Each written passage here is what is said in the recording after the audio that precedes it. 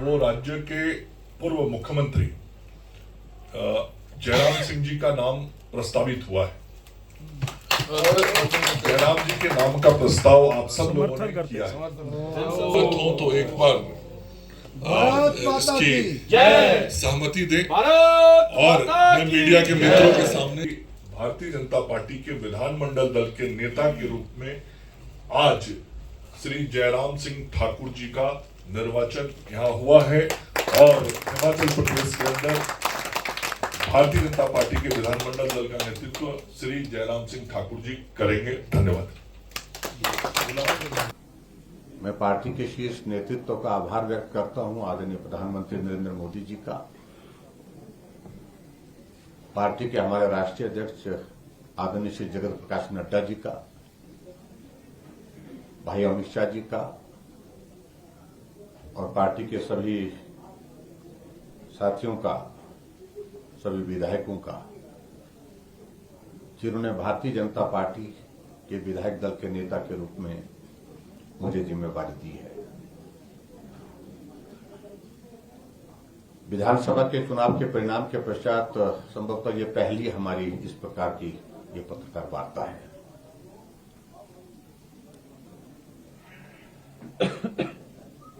हिमाचल प्रदेश में अब की बार जो जनादेश आया उसका हमने सम्मान किया, स्वीकार किया उसे, और अब की बार बहुत एक देखने वाली बात यह है कि जनादेश हिमाचल के इतिहास में पहली बार 0.9% का वर्तमान कांग्रेस सरकार को मिला है। अगर हम दूसरे हिसाब से कहें तो कि हिमाचल प्रदेश की जनता ने लगभग बराबरी का जनादेश दोनों दलों को दिया है, जिसमें मात्र थोड़ा सा अंतर है, 37,000 के करीब कुछ मतों का अंतर है। लेकिन लोकतंत्र की ये विशेषता है कि जिस दल की ज्यादा सीटें चुन करके आती हैं वो सत्ता में जाता है और जिस दल को सीटें कम मिलती हैं तो विपक्ष में रहता है। और इसलिए कांग्रेस पार्टी की सरकार बनने के पश्चात विपक्ष की भूमिका निभाने के लिए भारतीय जनता पार्टी आपके समक्ष है। मित्रों, हम उम्मीद कर रहे थे कि हिमाचल प्रदेश में नई सरकार जिस प्रकार चुनाव के दिनों में अपनी बात कह रहे कि हम सरकार बनने के बाद 10 दिन के अंदर ओपीएस लागू कर देंगे। 10 जो गारंटी है उन गारंटियों को लागू कर देंगे, जिसमें 1500 रुपए हर महिला जो 18 साल से 60 साल की आयु की है उनके खाते में आना शुरू हो जाएगा। और इसके साथ साथ में बार बार इस बात को भी कहा गया है कि हिमाचल प्रदेश में 1 लाख बेरोजगार नौजवानों के लिए रोजगार के अवसर उपलब्ध कराए जाएंगे, नौकरी दी जाएगी। लेकिन विचित्र परिस्थिति में देख रहा हूं अपने सामने कि हिमाचल प्रदेश में सरकार को बने हुए लगभग 15 दिन हुए हैं, 14 दिन हुए शायद। और इन 14 दिन के कार्यकाल में आपने एक चीज देखी तो हिमाचल प्रदेश के इतिहास में आज से पहले कभी ना देखने को मिला, ना सुनने को मिला। और एक तरह से कांग्रेस पार्टी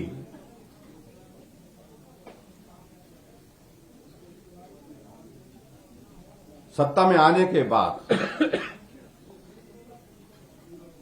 11 तारीख को ओथ हुई थी और आज 25 तारीख है।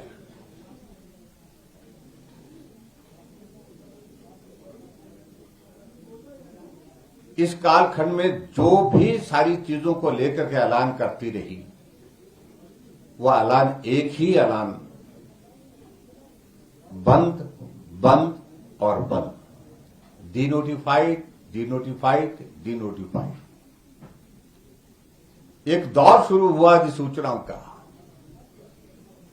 ये इंस्टीट्यूशन डिनोटिफाई कर दिए गए।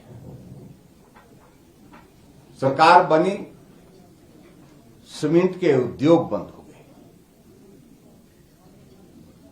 सरकार बनी, पटवार सर्कल बंद, हेल्थ सब सेंटर बंद, पीएचसी बंद, सीएचसी बंद, सिविल हॉस्पिटल बंद। और बड़ी दिलचस्प बात है, उसमें एक तारीख निकाली उन्होंने 1 अप्रैल 2022।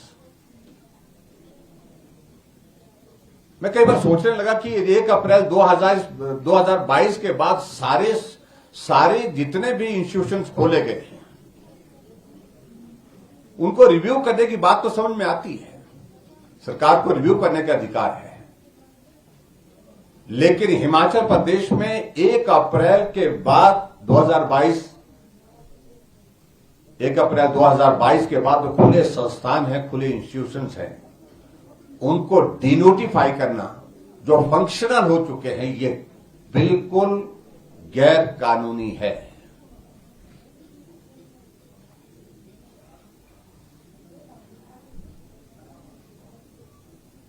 एक तरह की हिमाचल प्रदेश में,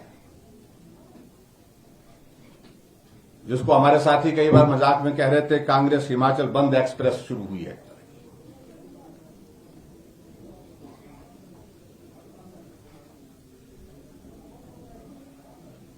हमने हिमाचल प्रदेश में जब सत्ता हासिल की थी तो उसके बाद हमने पहले दिन एक बात कही थी कि हम हिमाचल प्रदेश में बदले की भावना से काम नहीं करेंगे, और 5 वर्ष का कार्यकाल पूरा किया। जो कहा था उसका अक्षरशः पालन किया।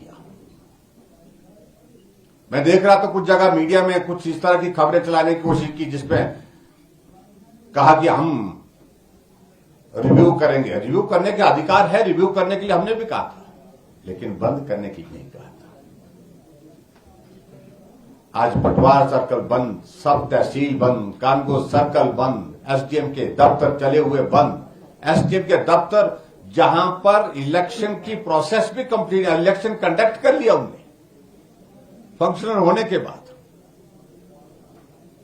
यहां विक्रम ठाकुर हमारे, उनके विधानसभा क्षेत्र में एसडीएम के 2 दफ्तर खोले हैं। रीजन की एक समस्या थी, अलग अलग रीजन की।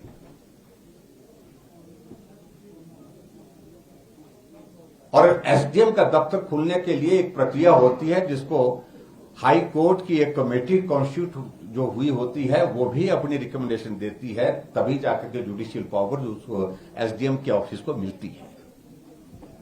जब उस प्रोसेस को कंप्लीट करते हैं, वो सुप्रीम कोर्ट से भी ऊपर हो गई कि हाई कोर्ट की उस कमेटी की रिकमेंडेशन जो हुई है, जो जुडिशियल पावर जो है उस एसडीएम के ऑफिस को उनने प्रदान की, उनको भी निरस्त कर दिया, उनको भी डिनोटिफाई कर दिया, उनको भी रद्द कर दिया।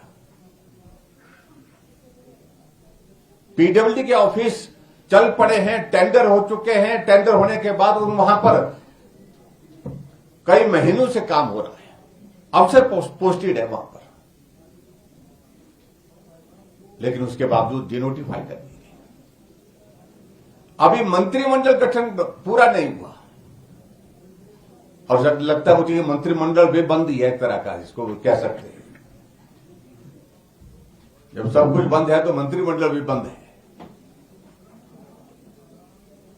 हमने पूछा इसकी प्रक्रिया क्या अपनाई, कहा कि एमएलए की कमेटी कॉन्स्टिट्यूट की, एमएलए की कमेटी कॉन्स्टिट्यूट की। अभी एमएलए की ओथ हुई नहीं है, लेकिन वो कैबिनेट के निर्णय को निरस्त करने के लिए रिकमेंडेशन कर रहे हैं।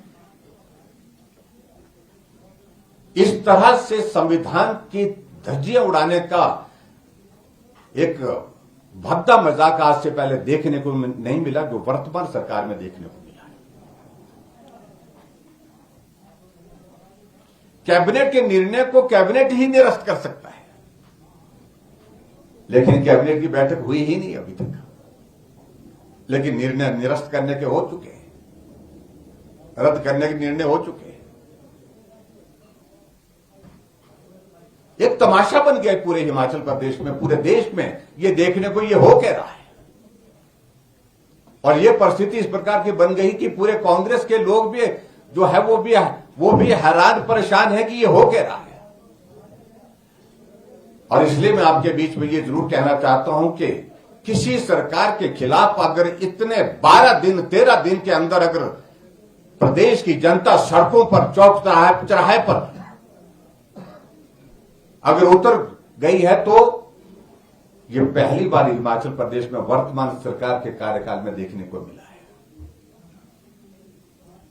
आज हमने अपनी बात को महामहिम राज्यपाल महोदय जी के समक्ष भी रखा है।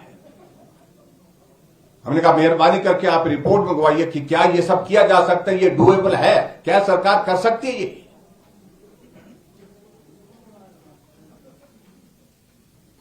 फिर मुझे कुछ साथी कांग्रेस पार्टी के संपर्क करके कह रहे हैं नहीं हमने कहा कि इसको रिव्यू करेंगे रद्द नहीं करेंगे, दोबारा खोल देंगे। हमने कहा दोबारा खोल देंगे तो रद्द करने का औचित्य क्या है।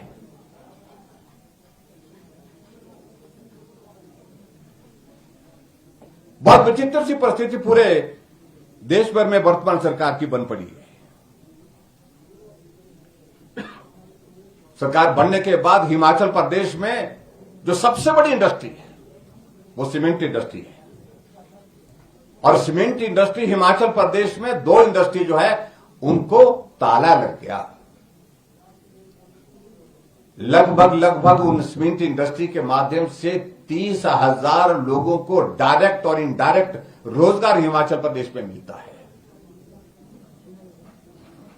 ट्रक ऑपरेटर परेशान है, गाड़ियां खड़ी पड़ी है,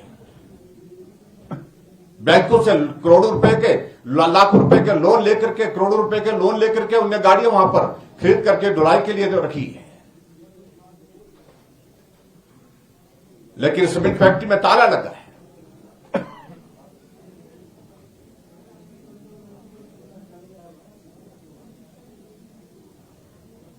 अगर कोई इंडस्ट्री का कोई विषय इस प्रकार का आता है वो बैठ करके उसका समाधान करना चाहिए होता है। वर्तमान सरकार का सबसे बड़ा फेलियर ये है, तुगलकी फरमान करने की एक शुरुआत होड़ कर दी उन्होंने। और जो हमें जानकारी मिल रही है सोर्सेज से, सीमेंट उद्योगों को बुला करके कहा गया है कि तुम लोगों ने कुछ नहीं किया है, हमारी मदद नहीं की है।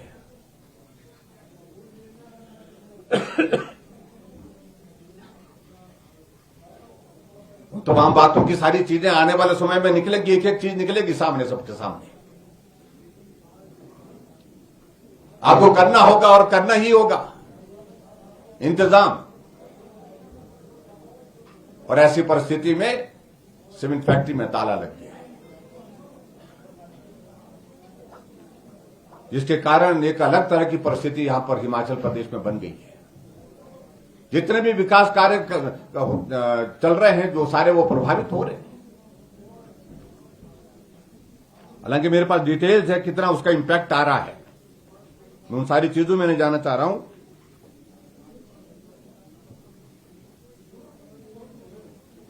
और इसके अलावा सरकार ने तो यह कहा था कि हम सरकार बनने के बाद ओपीएस लागू करेंगे। कितने दिन में कहा था? 10 दिन में कहा था। 10 दिन तो बीत गए, लेकिन अभी तक कैबिनेट नहीं बनी। हर 4 दिन में खबर आती है कैबिनेट पहले बनेगी, फिर विधानसभा का सत्र होगा, फिर खबर आती है कि विधानसभा का सत्र पहले होगा, फिर कैबिनेट बनेगी।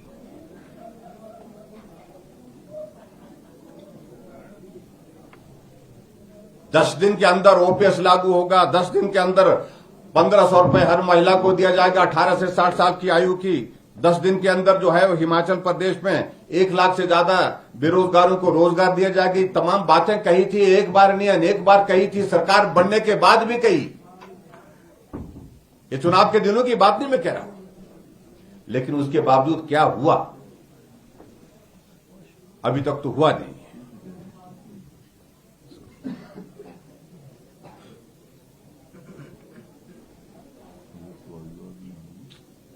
और इसलिए मेरा आप सबके बीच में यही कहना है, एक विचित्र परिस्थिति और सामने आ गई कि हिमाचल प्रदेश हमीरपुर का सबऑर्डिनेट सिलेक्शन कमीशन जो है उसमें पेपर लीक हो गया। हमें तो बहुत मार्गदर्शन करते रहे, स्टाफ सर्विस कमीशन जो है हमीरपुर का, कमीशन बोलते हैं, कमीशन, और उसमें जीओआईटी का जो पर्चा लीक हो गया, और एक उनके श्रीमान जी वहां पर मीडिया सलाहकार बनाए हैं कैबिनेट रैंक के साथ। कैबिनेट बनी नहीं, कैबिनेट रैंक के साथ 3 लोग विधायक इंतजार कर रहे हैं कैबिनेट बनने का, और 3 लोग कैबिनेट में बन गए वहां पर। और रोजाना वो ब्रीफिंग करते हैं, आप बहुत आनंद से सुनते हैं। पूरे देश में किसी भी मीडिया एडवाइजर को हमने प्रेस की ब्रीफिंग करते नहीं देखा। वो मीडिया को कोऑर्डिनेट करता है। और जिस तरह से उनने सबऑर्डिनेट सिलेक्शन कमीशन के, स्टाफ सिलेक्शन कमीशन के उसका जिक्र किया कि ऐसा हुआ, यहां से पुलिस की टीम गई, वो मिला, उसके बाद ऐसा किया, उसके बाद वैसा किया, वहां इतना पैसा दिया गया, इतना हमने कहा, हमारे लोगों ने कहा ऐसा, कि अरे भाई जो मैटर इन्वेस्टिगेशन के अंदर अभी तक जो है, मामला अभी तक जो है इन्वेस्टिगेशन की प्रोसेस में है, वो उसकी एक एक डिटेल दे रहा है, एक एक तफसील दे रहा है, जो उसका कार्य ही नहीं है, वो कर ही नहीं सकता इस काम को। सारी इन्वेस्टिगेशन के प्रोसेस को इफेक्ट करता हो वो तौर तरीका।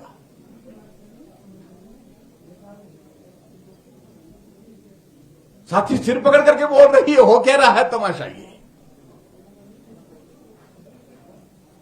कोई उनका प्रवक्ता बोलता, समझ में आती, चलो 2 लाइनें बोलते, लेकिन वो सारी प्रोसेस के बारे में ना डीजीपी बोल रहा, ब्रीफ कर रहा है, ना वहां पर उसमें इन्वेस्टिगेशन की जो टीम बनाई गई है वो बोल रही है कुछ, उनका कोई एक बयान नहीं आया। लेकिन उनका जो मीडिया एडवाइजर जो है पूरी तफसील जो है आपके सामने रख रहे हैं कि ऐसा ऐसा हुआ, सारी कहानियां। मैं उनको ये कहना चाह रहा हूं,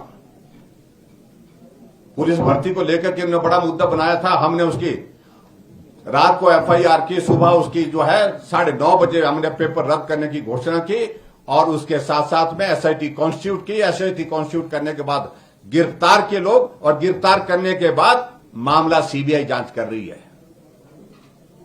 क्या कांग्रेस इस मामले में भी करेगी क्या? इतिहास तो इस तरह का रहा नहीं है उनका।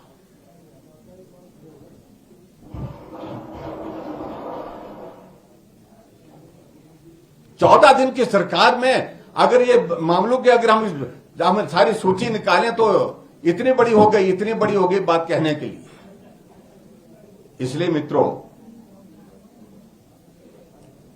ये सरकार जिस प्रकार से चल रही है, कोई तारतम्य नहीं है। मुख्यमंत्री एक दिशा में, उप मुख्यमंत्री एक दिशा में, बाकी लोग अलग दिशा में, इस प्रकार से हिमाचल प्रदेश में चल रहा है। और कुल मिलाकर सबके सब लोग दिशाहीन हैं। मैं बहुत सारी चीजों को लेकर के अभी कहना नहीं चाह रहा हूं। मैं समझता हूं कि बहुत जल्दबाजी होगी। आने वाले समय में विधानसभा का सत्र जब होगा, उसमें तमाम मुद्दों को लेकर के हम विधानसभा के अंदर, विधानसभा के बाहर अपनी बात कहेंगे। लेकिन मैं इतना जरूर कहना चाह रहा हूं कि वर्तमान सरकार के बारे में अखबारों में भी पढ़ रहा था कि कोई अच्छे मुहूर्त में सारी शुरुआत नहीं की, ऐसा बताया गया है। ये अनिश्चितता का दौर रहेगा, हम उसकी वजह नहीं होंगे। वजह वो वही है जहां है, अलग तरह की परिस्थितियां हैं। और मैं सिर्फ मित्रों आप सबसे इतना ही कहना चाह रहा हूं, हमारा ये मुलाकात का ये दौर चलता रहेगा। वर्तमान सरकार ने अभी 14 दिन के अपने इस कार्यकाल में ही साबित कर दिया है कि सरकार पूरी तरह से हर मोर्चे पर असफल हो गई है। कोई मालूम नहीं पड़ रहा है कहां जाना है। अधिकारियों को ये मालूम नहीं पड़ रहा है कि हमको क्या करना है, कहां रहेंगे कहां नहीं रहेंगे, ना इसकी जानकारी है। और क्योस जैसे एक तरह का मचा हुआ है। मुख्यमंत्री अपनी जगह है, उप मुख्यमंत्री बोलते हैं कि मैं भी मुख्यमंत्री से कम नहीं हूं, अगर मैं चलूंगा तो आगे वार्निंग व्हीकल भी चलनी चाहिए। पुलिस स्टेशन की गाड़ी जो है लोकल वहां पर जो पायलट वो भी चलनी चाहिए, डिस्ट्रिक्ट की पायलट भी चलनी चाहिए, और मेरी पायलट तो चलेगी चलेगी बोलते हैं। और कुल मिलाकर के लंबा ताम झाम सारा जो कहते थे कि हम फिजूल खर्ची को रोकेंगे। आप अंदाजा लगाइए किस प्रकार की परिस्थिति हमारे सामने आने वाले समय में देखने को मिलेगी। इन तमाम बातों को लेकर के मैं छोड़ देता हूं, लेकिन सरकार की जो शुरुआत हुई है वो बहुत खराब हुई है, और हमें ऐसी उम्मीद नहीं थी, ना ही हिमाचल प्रदेश की जनता को उम्मीद थी। और 14 दिन के इस कार्यकाल में ही लोग सड़कों पर, चौक चौराहे पर झंडे उठा करके निकल पड़े हैं सरकार के खिलाफ। इससे अंदाजा लगाया जा सकता है कि सरकार का भविष्य पर बहुत बड़ा प्रश्न चिन्ह खड़ा हो गया है। बहुत बहुत धन्यवाद मित्रों। सर, जैसा आपने कहा कि जो डिसीजन हुए हैं, जो डीनोटिफिकेशन हुई है वो असंवैधानिक और गैर कानूनी है, क्या विपक्ष इसमें कोर्ट का रास्ता? बिल्कुल निश्चित रूप से हमने ये भी तय किया है, हम इसको लीगली भी इसको एग्जामिन कर रहे हैं, और लीगली एग्जामिन करने के बाद इसमें कानूनी रास्ता भी इसमें अपनाया जाएगा। और निश्चित रूप से मुझे पूरा भरोसा है कानून का रास्ता जब आगे बढ़कर के जब देखने को मिलेगा, उसमें सरकार को बहुत बड़ा जो ये इसका खामियाजा भी भुगतना पड़ेगा।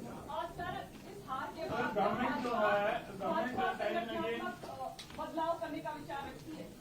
क्या सवाल रिपीट करती हूँ, पूरी हार के बाद क्या भाजपा को अब संगठनात्मक बदलाव की आवश्यकता महसूस? देखिए, सारी बात को लेकर के अभी तक जो है हमारे पार्टी का वरिष्ठ नेतृत्व जो है वो विश्लेषण करेगा, और विश्लेषण करने के बाद आगे की बातें जो होंगी वो पार्टी का नेतृत्व तय करेगा, लेकिन अभी तक ऐसी कोई बात नहीं। सर, गवर्नमेंट बार-बार मेंटेन कर रही है कि ऑफिसर्स डीनोटिफाई हुए हैं, एजुकेशन डीनोटिफाई हुए हैं, they were announced without the budgetary provision. एक तो मैं बड़ा स्पष्ट करना चाह रहा हूं, उनको जानकारी का अभाव है हमारे मित्रों को। जितने भी इंस्टीट्यूट खोले गए हैं उसमें सबके सब कैबिनेट की अप्रूवल से हुए हैं। कैबिनेट के अप्रूवल से पोस्टों की क्रिएशन हुई है, और पोस्टों की क्रिएशन जब हो जाती है तो बजट प्रोविजन ऑटोमेटिकली उसमें हो जाता है, और उसके साथ वो फंक्शनल करने के ऑर्डर उसमें हुए हैं। तो कंप्लीट प्रोसेस उसमें अपनाया गया है, और मैं यही कहना चाह रहा हूं, इसी प्रकार के सैकड़ों इंस्टीट्यूशन इन्होंने जातिवार खोले थे, लेकिन हमने उसमें से उनको रद्द नहीं किया, हमने डिनोटिफाई नहीं किया, हमने उनको रेगुलेट किया, और ये उनको संचालित किया, उनको ठीक तरह से फंक्शनल किया, और ठीक तरह से उनको चलाया है। सर, कल राकेश सिंह है, सीपीआईएम के नेतापुर विधायक भी है, उन्होंने कहा है कि ये 6 महीनों के लास्ट के जो सरकार के रहते हैं, चाहे सरकार वीरभद्र सिंह की रही है या आपकी रही है, ये जो कल्चर है 6 महीने में जो लास्ट के महीनों में घोषणाएं होती है, ये गलत है। आप कैसे? देखिए, उनका कहना अपनी तरीके से, क्योंकि वो कभी सत्ता में रहे नहीं और रहेंगे भी नहीं, और उनको मालूम होना चाहिए कि वेस्ट बंगाल में उनकी गवर्नमेंट रही, केरला में उनकी गवर्नमेंट वर्तमान में भी है। ऐसी परिस्थिति में उनको वहां से जानकारी लेनी चाहिए। किसी गवर्नमेंट के लिए मैंडेट जो है 5 साल के लिए होता है, और 5 साल के कार्यकाल में जो भी विकास के कार्य, प्रदेश से जनहित के कार्य जो होते हैं उनको करने के लिए सरकार का अधिकार होता है। और ऐसे में 1 अप्रैल की डेट, 1 अप्रैल जो शायद वो अप्रैल फूल का डेट वही होती है क्या, तो वही डेट उनने क्यों नहीं है? तो क्या किसको वो बेवकूफ बनाने की कोशिश कर रहे हैं, किसको मूर्ख बनाने की कोशिश, उसका कोई औचित्य नहीं बनता है। 6 महीने की बात होती तो भी समझ आती। 1 अप्रैल 2022 के बाद के सारे रिव्यू किए जाएंगे। जब इफेक्टिव गवर्नमेंट हिमाचल प्रदेश में थी, हम कोई 0.9% के वोट शेयर के साथ गवर्नमेंट नहीं चला रहे थे। हम हिमाचल प्रदेश में हमारा मैंडेट उनसे कई गुना ज्यादा था, चाहे वो विधायकों के, चाहे उसके साथ साथ में चाहे वो जनमत की अगर बात कहें, वोट शेयर की बात कहें। जी बहुत